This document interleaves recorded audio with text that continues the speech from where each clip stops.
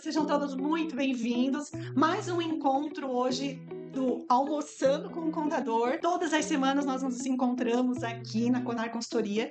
Hoje, eu me sinto muito honrada pela presença do Dr. Carlos Vilela aqui no nosso espaço, hoje com um assunto que o doutor acompanhou desde o início, todo o processo da reforma tributária, que eu até falo que não é a reforma tributária, são as reformas, né? Então, a gente vai conversar um pouquinho e trazer qual seria o impacto para as empresas. Muitas vezes a gente conversando acredita que é só para grandes empresas ou para as médias empresas, e não, até ele traz em um ponto da próprio texto da lei complementar o nanoempresário, né? Novas categorias. Novas categorias, né? Até agora nós tínhamos a figura do microempreendedor individual, aquele que fatura até R$81 mil. Agora com a nova, com a entrada, né, com a lei complementar, nós temos essa figura do nanoempresário, que é um faturamento de 50% desse limite. Né? Hoje R$40.500. Isso. Então, realmente, é um impacto muito grande, mas vou deixar a palavra para o Dr. Carlos Vilela, que é advogado e administrador, especialista em direito público, e com MBA de Gestão e Tecnologia da Informação. Ele já ministrou vários cursos, né, para a implementação da reforma tributária nos municípios e também, por outro lado, junto às associações empresariais, industriais. Então, ele tem o foco tanto do lado governamental e o empresarial, então tem muito para agregar conosco aqui. E ele também foi instrutor da Escola da Receita Federal. Exato. É isso aí. Doutor, eu vou passar a palavra para o doutor, se fique bem à vontade, tá? Se puder contar um pouquinho da história, como tudo começou, como que esse assunto me chamou a atenção. Assim, pudesse contar um pouquinho da sua história. Tá bom. Bom, primeiro, obrigado pelo convite. Estou extremamente honrado de estar aqui na Conar hoje, a presença da doutora Elisângela e demais colegas, conversando sobre um assunto de extrema importância, né?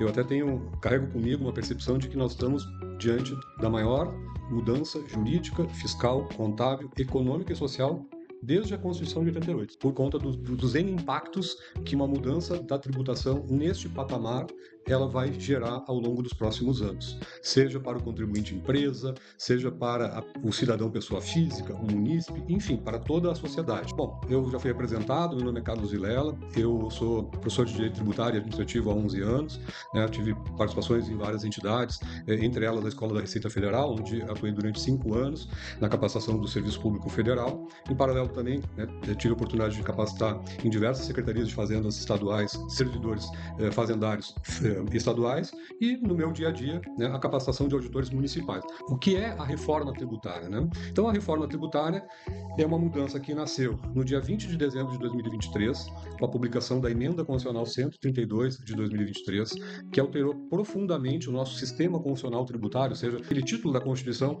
que define os parâmetros para a tributação tanto da União, quanto dos estados, quanto dos municípios. E no espaço muito curto de tempo, no espaço de pouco mais de um ano, nós tivemos a publicação da Lei Complementar 214, que nasceu agora no dia 16 de janeiro de 2025, e que basicamente deu todas as formas necessárias para a criação de 3 novos tributos. Um tributo de competência da União, chamado CBS, Contribuição de Bens e Serviços, um tributo de competência compartilhada, algo novo já, entre Estado e municípios, chamado Imposto sobre Bens e Serviços, e mais o apelidado Imposto sobre o Pecado, ou seja, o Imposto Seletivo, que tem uma natureza extrafiscal, ou seja, ele tende a agravar mais aqueles bens e serviços que têm, por característica, serem mais prejudiciais à saúde ou ao meio ambiente. E a gente tem os exemplos clássicos das bebidas alcoólicas, do cigarro e N outros produtos que estão listados, inclusive, na própria legislação. Com a criação desses novos tributos e em relação ao tamanho e impacto, a própria lei ela definiu um período de transição. E aqui eu acho que um dos pontos mais importantes, período efetivo de transição da nova legislação que irá substituir 5 tributos atuais de extrema relevância para a União, para os estados e municípios, e são eles: o IPI, que será não substituído integralmente, mas será, como a gente está chamando, desidratado. Ele ficará apenas para um setor específico, justamente para que se mantenha a competitividade da Zona Franca de Manaus. Então, é uma mudança nos últimos momentos do projeto de lei. O IPI, então, na verdade, ele sobrevive menorzinho, desidratado, com uma demanda específica. O outro tributo de extrema relevância que será extinto ao longo dos próximos meses é o ICMS. A gente lembra aqui que o ICMS é o principal imposto dos estados, responsável por boa parte da arrecadação.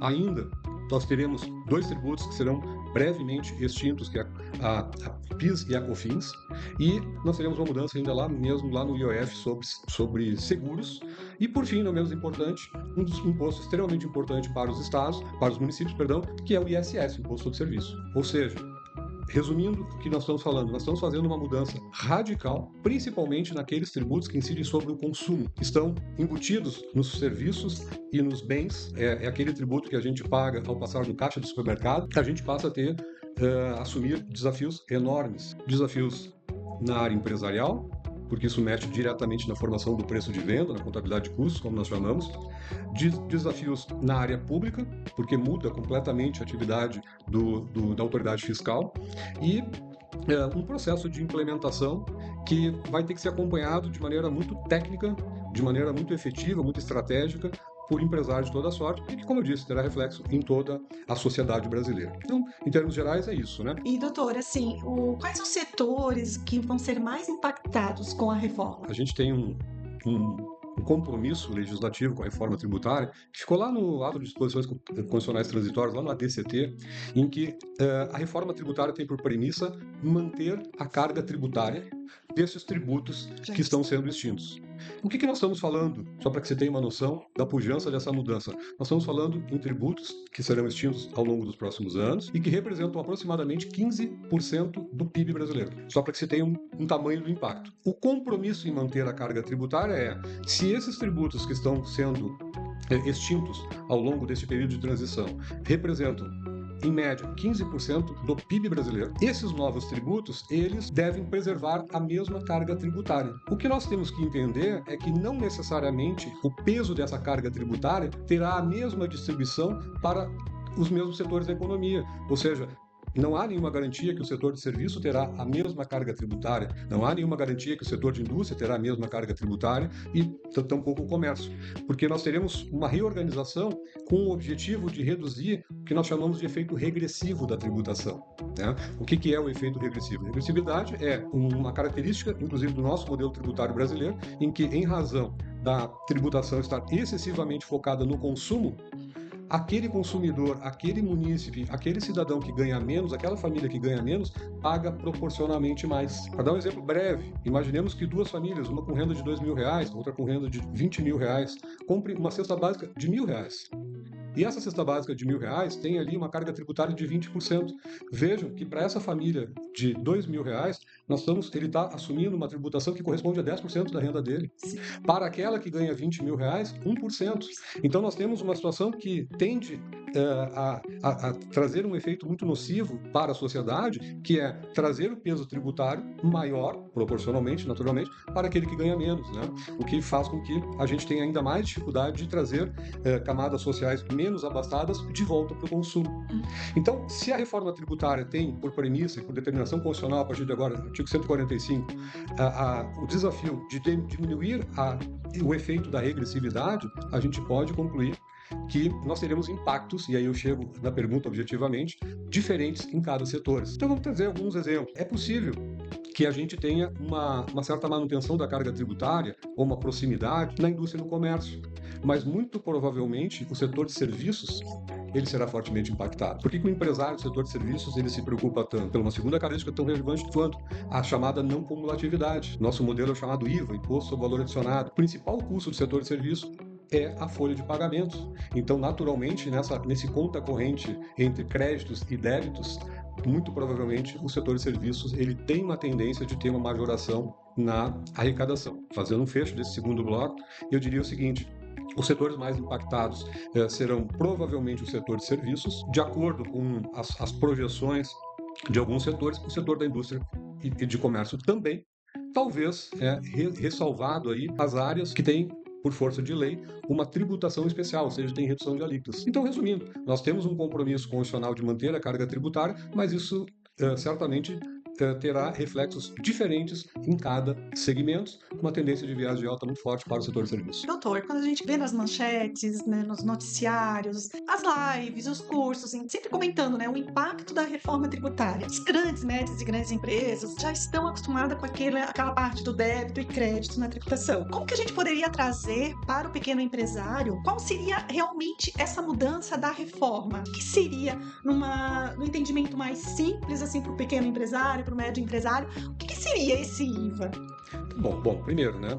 O conceito que o Brasil adotou, como a doutora disse, é o IVA. O que é isso? Imposto sobre Valor Agregado, ou seja, tributar proporcionalmente a cada etapa da cadeia produtiva. Quando a gente tem essa realidade, nós temos o conceito de conta corrente, ou seja, aquilo que eu paguei na etapa anterior, nos meus insumos. E aqui nós temos uma característica um pouco diferente de outros tributos que já têm essa característica, porque a base é ampla. Então, sobre tudo aquilo que eu paguei, à exceção daqueles bens que são destinados a uso e a consumo, o empresário ele tem que entender que neste processo de aquisição, neste processo de compra, seja do pagamento da locação, seja no pagamento de um insumo que ele vai colocar na cadeia produtiva dele, ou seja, de maneira muito ampla, né, investimentos financeiros, etc., ele, ao pagar esses bens e serviços que são importantes para a cadeia produtiva dele, para a atividade principal dele, ele está pagando o valor daquela mercadoria e serviço e também um percentual de tributos. Este percentual de tributos na compra ele tem que ser entendido como dinheiro da empresa, como patrimônio da empresa, como recursos da empresa. Por quê? Porque a apuração da nova tributação que será feita sobre a emissão dos documentos fiscais, sobre as saídas, sobre as vendas, ela vai ser a diferença de todos os créditos que eu acumulei quando eu comprei bens e serviços para aqueles débitos que eu apurei ao emitir o faturamento.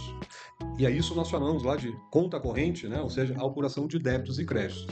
Com agravante, no modelo do nosso IVA dual, né, como está sendo chamado, composto ali pela CBS, pelo IBS, nós temos uma base ampla de tributação e uma incidência de créditos tributários financeiros. Então, basicamente tudo aquilo, né, com raras exceções, que nós pagamos e que nós colocamos no nosso negócio, ela gera um crédito que será compensado por ocasião das saídas. Vamos dar um exemplo bem simples. Eu vendo esta taça de vidro e para vender essa taça de vidro eu comprei elementos de consumo, eu tive gastos na linha produtiva, etc. E vamos imaginar que eu vou vender a 10 e que sobre esse 10 eu tenho 20% de IVA, ou seja, eu tenho R$2 aqui nessa tributação. Só que eu, no meu processo produtivo, eu gastei R$5 para produzir esta taça e tive a mesma tributação dos 20%. Ou seja, eu teria 20% sobre 10, R$2 na apuração da saída e eu poderia compensar este crédito de R$1. Exemplo bem simples, bem singelo. Sim. Quanto é que eu recolheria, né, de IVA, ou melhor, de CBS e IBS, num raciocínio muito simples que a gente está fazendo aqui? R$1. A diferença entre o valor da tributação sobre o valor que eu vendi e a tributação que eu paguei quando eu adquiri os insumos. Agora, se o empresário não organizar os seus processos, não organizar suas notas de compra, nós temos N sistemas que nos ajudam a fazer isso, não entregar para o setor fiscal e contábil estes documentos para fins de apuração, este R$1, que na prática, aqui num exemplo singelo que nós estamos dando, representaria uma redução de 50% daquilo que ele irá pagar, não será computado. Então o custo dele será 2 vezes maior. Aqui é um exemplo muito simples. Só que a gente sabe que no processo produtivo os volumes são bem maiores, as operações são muito maiores. Então, resumindo, né, neste processo de IVA, nós temos que considerar essa não cumulatividade como uma característica extremamente importante. Com isso, a gente precisa implementar processos de revisão dos nossos processos internos, sejam eles os processos de compra, os contratos com os fornecedores, para que a gente tenha a certeza de que todo o crédito que a empresa faz jus foi computado nos documentos fiscais e para que, da mesma forma, no momento de saída, a gente consiga recolher aquilo que é justo, aquilo que é certo, reduzindo a carga tributária. Se a gente não fizer isso, não apenas a gente está pagando a mais, como, por experiência, a gente está reduzindo a nossa competitividade no mercado. E aí eu queria lembrar, porque por vezes a demanda que vem para um advogado tributarista, para quem trabalha com planejamento, vem lá da área comercial, porque ele vê no mercado o preço dele diferente daquele concorrente que teria as mesmas condições, a mesma tributação, só que o primeiro não fez o seu dever de casa, o primeiro primeiro não organizou os seus processos internos, aquilo que a gente chama de compliance, de conformidade, e muitas vezes está pagando a mais. Sim. Isso é muito perigoso e pode levar a empresa à inviabilidade das suas operações. E o segundo, por ser mais organizado, está recolhendo aquilo que efetivamente a carga tributária lhe impõe. Em rápidas palavras, eu acho que a gente tem que ter uma organização, uma revisão dos nossos processos internos, para que a gente consiga, então, com o apoio da área fiscal e contábil, fazer as apurações da forma mais correta possível. E, né, e como eu digo, né, recolher ao fisco aquilo que é devido e garantir os direitos do contribuinte na forma da lei. Perfeito, perfeito. Então, a viabilidade de um negócio novo e tanto um negócio que está em andamento para garantir a lucratividade dependerá de uma análise profunda de cada processo dentro da empresa. Qual o objetivo de a gente identificar quanto será a nossa apuração de débitos, quer dizer, aquele valor a pagar na venda, em compensação dos meus créditos, se ali haverá compensação ou não, a questão do fornecedor, quem é esse fornecedor, como que ele está apurando seus débitos e créditos também, porque vai refletir no meu negócio. São vários pontos que precisam ser identificados. Doutor, tem uma pergunta aqui, ó. Ai, que legal, pessoal. Tudo bom, André? Sempre participando dos nossos encontros. Olha só, hoje sabemos que o IBS será de competência dos municípios e estados, certo? Isso pode comprometer a receita aos municípios, tendo em vista que os pequenos municípios recebem em guia própria? Bom, André, muito obrigado pela pergunta. A pergunta ela é muito importante, porque eu comentei há pouco que a Lei Complementar 214, que regulamentou, né, os dispositivos da Constituição e que basicamente a grande espinha dorsal da reforma tributária, ela também criou um organismo que é o Comitê de Gestão do IBS. Como forma diferente do que estamos acostumados, todo o recolhimento tributário, tanto do IBS, ele será gerido por um comitê que possui como representantes os estados e os municípios. Essa distribuição das receitas que pertencem aos municípios, que pertencem aos estados, está gravada nos mandamentos constitucionais e na própria legislação 214, será gerida e será imediatamente enviada, né, distribuída aos municípios. E para que fique um pouco mais tranquilo, nós teremos, vale a gente fazer um comentário acerca dessas alíquotas. As alíquotas também, né, não podemos esquecer desse ponto bastante importante. A alíquota do IBS e da CBS, ela será publicada por resolução do Senado Federal, e em relação a este imposto de competência compartilhada, ele terá uma alíquota e uma subalíquota. Ou seja, imaginemos hipoteticamente que a alíquota do IBS seja 18%. Uma parte desses 18% irá compor a alíquota do IBS dos estados e uma parte dessa alíquota, a subalíquota dos municípios. Ou seja, nós teremos um órgão que vai fazer a gestão de toda essa arrecadação por meios mais modernos, que talvez aqui a gente não vai ter tempo de conversar, como, por exemplo, o split payment, que é uma forma de retenção, enfim, deixamos isso para um outro momento, mas que garante, que acho que responde à pergunta que foi feita, que os municípios terão a certeza da imediata distribuição dos valores que lhe competem através desse comitê gestor, que é representado que será composto por representantes dos estados e dos municípios, né? E só para a gente não deixar passar, é importante que, além do IBS, da parcela de IBS que compete aos municípios, nós temos, os municípios eles ainda têm direito, por força de mandamento constitucional, de uma parcela do IBS dos estados. E a isso nós chamamos de repartição de receitas tributárias, está lá no artigo 159 da Constituição. Então, essa gestão toda será feita por um órgão com uma competência específica, com autonomia, para fazer a gestão desses créditos, desses débitos e, consequência, a imediata distribuição das receitas que competem aos 5.568 municípios no Brasil e aos 27 unidades da Federação, 26 estados mais o DF. Então, a distribuição ela vai se dar de forma automática. Então, no momento do pagamento, já o próprio sistema já envia para o município. Exatamente, né? O que nós temos aqui? Acho que o primeiro ponto é a mudança na nota fiscal eletrônica, que, diga-se de passagem, é um dos pontos mais importantes, porque os primeiros passos para esta grande mudança é a instituição das obrigações acessórias. Isso é muito importante. O ano de 2026, principalmente, é o ano que o principal cumprimento é a implementação das obrigações acessórias, inclusive a nota fiscal eletrônica e N outras mudanças nos documentos fiscais e contábeis que a gente está acostumado. E nessa nossa nota fiscal eletrônica, que tem a fase de testes agora, em julho, né, estamos em maio, em julho, e entrará em produção agora em outubro, essa nota fiscal nacional que muda, que é o primeiro impacto que o contribuinte ele vai experimentar na sua operação diária, mudança na nota fiscal. no modelo que está hoje, ele já vai ter um campo ali para o recolhimento do IBS, da CBS e até do imposto seletivo.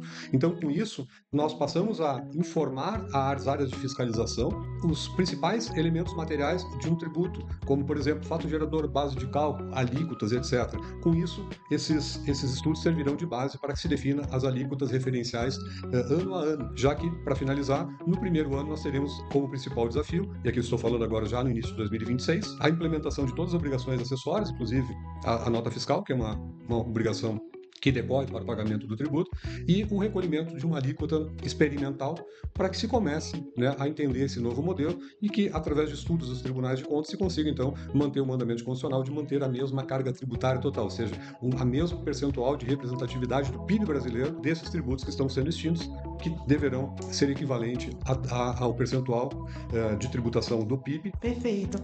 Outra pergunta está em continuação aqui à anterior. Em teoria, demorará mais para o repasse ser feito ou será automático? Então já foi respondido, né? Eu acho que a gente pode fazer uma analogia sobre um modelo que já existe, que, diga-se de passagem, funciona muito bem, que é o modelo do Simples Nacional. O Simples Nacional, embora não é um novo tributo, não é mas uma forma unificada de arrecadação dos tributos, ele é composto ali por tributos estaduais, municipais e federais, de acordo ali com a opção do contribuinte. E essas distribuições, elas são feitas automaticamente e são vedadas qualquer tipo de retenção. Então, nesse exemplo, nesse modelo que nós já temos bastante consolidado, que é utilizado pelo Simples Nacional, por exemplo, já existe esse modelo de recolhimento unificado e essa distribuição de receitas de maneira automática vedada à retenção. Então, eu acho que nessa linha não vejo como um ponto de preocupação, porque a gente já tem isso na prática, né, como eu falei há pouco, no Simples Nacional e, salvo engano, né, não temos problemas com os entes federados, com os entes subnacionais a respeito desse modelo de arrecadação unificado, que pode fazer por analogia, né, o que ocorrerá agora com o IBS de competência compartilhada entre estados e municípios. Fiquei muito feliz com a nova metodologia, a nova nota fiscal que vai ser padrão, principalmente no serviço, né? Que hoje manda grande dificuldade. As notas fiscais são eletrônicas, mas cada município tem o seu modelo. Então, acho que um grande ganho é a unificação da nota fiscal ao consumidor eletrônica, a nota fiscal padrão eletrônica. A primeira mudança, repito, a primeira mudança que ainda nesse segundo semestre o contribuinte vai experimentar. É muito importante desde já que a gente mantenha contato com o nosso fornecedor de sistemas que emite essas notas fiscais eletrônicas para verificar como é que está o andamento deste desenvolvimento, que, repito, entra em fase de testes agora em julho, ou seja, daqui a alguns dias, dá para se dizer, e em fase de produção já em outubro. Neste momento, eu acho que a gente tem uma mudança de conceito muito importante. A gente passa de enxergar a reforma tributária como algo futuro e vê já a reforma tributária impactando as nossas operações. E aí eu acho que a partir dali a gente passa a ter uma consciência cada vez maior das dezenas ou centenas de impacto que essa mudança gigantesca na área tributária brasileira sobre o consumo, preponderantemente. E na verdade, assim, o grande nosso propósito é realmente compartilhar o conhecimento, estar mais próximo do nosso cliente, né? E trazer essa questão do apoio para o cliente ter os seus números. Esse é o nosso grande lema, né? Sempre a gente coloca. A gente vai buscar do cliente informações para que a gente possa processar e gerar o melhor demonstrativo para a tomada de decisões possível. Só que agora a gente vai passar por uma fase em que não é como a gente começou a falar lá no comecinho da nosso encontro hoje. Não é só para fins gerenciais. Agora é economia, é aumento de lucratividade, é dinheiro no caixa, né? Então, como que posso estar preparado? Será que realmente essa reforma que já vai entrar agora em 2026, como que ela vai impactar no meu negócio? O que a gente pode deixar hoje aqui de forma muito clara. Cara empresário, empresária, analise seu processo. Até agora eu não tinha aquela preocupação na emissão das notas fiscais pelos meus fornecedores. Comece agora, não deixa lá para frente, né? Quando efetivamente a reforma for totalmente concretizada. Não, porque é um processo, é uma mudança de cultura, né? Então, muitas vezes o próprio empresário tem dificuldade no recebimento dessas notas fiscais. Então, a importância de solicitar a nota fiscal de todos os seus pagamentos. Eu acho que esse é um dos primeiros passos que a gente poderia orientar, né? Como eu disse, né? Eu sempre tenho uma visão do direito econômico, né? Vinculado à área da economia, que assim, a empresa é um feixe de contratos. Então nós temos de um lado os nossos contratos com os nossos fornecedores. Essa análise ela é fundamental para que a gente tenha a certeza de que toda a aquisição de bens e serviços, e aqui de maneira ampla, locações, parte financeira, enfim, todos os insumos, sejam eles mercadorias, bens, serviços, materiais e imateriais, inclusive, né, já que a base ela é ampla, daquilo que eu gastei no meu processo produtivo, uma parcela disso foi conservada em créditos que irá reduzir o peso da carga tributária na emissão das minhas notas fiscais, ou seja, das minhas saídas, permitindo a apuração de uma tributação mais precisa. E a revisão desses processos, e até diria mais, né, das normas internas de governança, de conformidade, para que a área financeira esteja orientada a liquidar exclusivamente as notas fiscais que vieram de maneira adequada, é fundamental para que a gente possa, então, não desperdiçar recursos e, com isso, infelizmente, perder competitividade. Ok, muito obrigada, doutor. Nós vamos estar agora compartilhando mais e mais conteúdos sobre a reforma. Estamos à disposição. Qualquer dúvida, sugestão para novos conteúdos, pode deixar anotadinho aqui abaixo da gravação, né? Finalizando, então, invista no seu processo interno, na questão da verificação dos fornecedores, das notas fiscais de entrada e, principalmente, capacite sua equipe. Tenho certeza que será o grande diferencial na questão da lucratividade e a viabilidade do seu negócio. Muito obrigada, doutor Carlos. E até a próxima. Tchau, tchau. Tudo de bom.